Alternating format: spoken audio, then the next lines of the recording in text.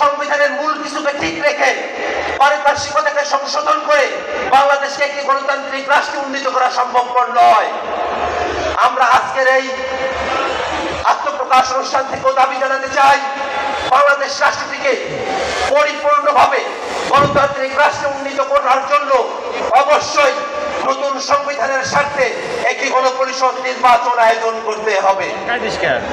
সুপ্রিয় উপস্থিতি, যেসব শহীদরা, যেসব জুলাই যোদ্ধারা 24-এর আন্দোলনে জীবন দিয়েছেন, আহত হয়েছেন, তাদের ব্যাপারে বাংলাদেশ রাষ্ট্র এখন পর্যন্ত শতভাগ দায়িত্ব নিতে ব্যর্থ হয়েছে।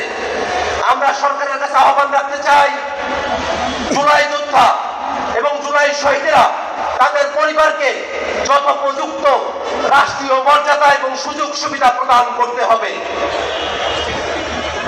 সে জুলাই যুদ্ধের সময়, অভ্যুত্থানের সময় জগন্নাথ বিশ্ববিদ্যালয়ের ভাইয়েরা, জগন্নাথ বিশ্ববিদ্যালয়ের শিক্ষার্থীরা যে গুরুত্বপূর্ণ ভূমিকা পালন করেছে, সেটাকে ভুলে যাবার কোনো সুযোগ নেই।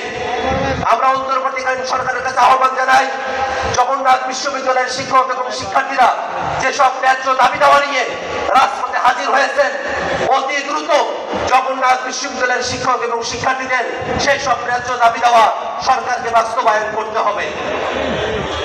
আমরা একই সাথে সরকারের কাছে আহ্বান রাখতে চাই, বাংলাদেশ রাষ্ট্রের স্বাধীনতা, সার্বভৌমত্ব, বাংলাদেশ রাষ্ট্রের জাতীয় নিরাপত্তা সংশ্লিষ্ট প্রত্যেকটা বিষয়ে সিদ্ধান্ত গ্রহণ করবার ক্ষেত্রে রাজনৈতিক দলগুলোর সঙ্গে পরামর্শ করে তবেই সিদ্ধান্ত গ্রহণ করতে হবে।